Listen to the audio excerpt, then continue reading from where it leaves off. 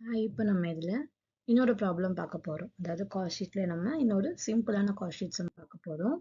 So என்ன கொடுத்துருக்கு பார்த்தோம்னா, prepare cost sheet from the following. Question என்ன கொடுத்துருக்காங்க, டைரக்ட் மெட்டீரியல்ஸ் கொடுத்துருக்காங்க, டைரக்ட் வேஜஸ் கொடுத்துருக்காங்க, டைரக்ட் ஃபேக்ட்ரி எக்ஸ்பென்சஸ் கொடுத்துருக்காங்க, ஆஃபீஸ் எக்ஸ்பென்சஸ் 1000 கொடுத்துருக்கு, செல்லிங் எக்ஸ்பென்சஸ் 500 போட்டிருக்கு. ஓகேவா? ஸோ இப்போ நம்ம இதுக்கு காஸ்ட் ஷீட் எப்படி போட போகிறோம்னு சொல்லி பார்க்க போகிறோம். ஸோ நமக்கு உங்களுக்கு காஸ்ட் ஷீட் ஃபார்மேட் ஞாபகம் இருக்கும்னு நினைக்கிறேன். டைரக்ட் மெட்டீரியல், டைரக்ட் வேஜஸ், அது கூட டைரக்ட் எக்ஸ்பென்ஸ் ஆட் பண்ணால் உங்களுக்கு ப்ரைம் காஸ்ட் வரும். ப்ரைம் காஸ்ட் கூட ஃபேக்ட்ரி எக்ஸ்பென்சஸ் ஆட் பண்ணால் ஒர்க் காஸ்ட் வரும். ஒர்க் காஸ்ட் கூட ஆஃபீஸ் எக்ஸ்பென்சஸ் ஆட் பண்ணால் உங்களுக்கு காஸ்ட் ஆஃப் ப்ரொடக்ஷன் வரும்.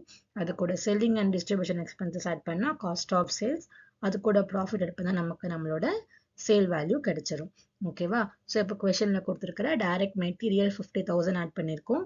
டைரக்ட் வேஜஸையும் சேர்த்து நம்ம ப்ரைம் காஸ்ட் எவ்வளோ வந்திருக்கு, 65,000 ப்ரைம் காஸ்ட் வந்திருக்கு.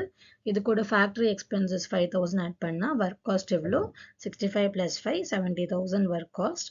ஆஃபீஸ் எக்ஸ்பென்சஸ் 1000 இது கூட ஆட் பண்ண போகிறோம். 70,000 + ஆஃபீஸ் எக்ஸ்பென்சஸ் 1000 71,000 வரும். இது கூட இப்போ நம்ம செல்லிங் எக்ஸ்பென்சஸ் ஆட் பண்ண போகிறோம். 71,000 + 500 71,500.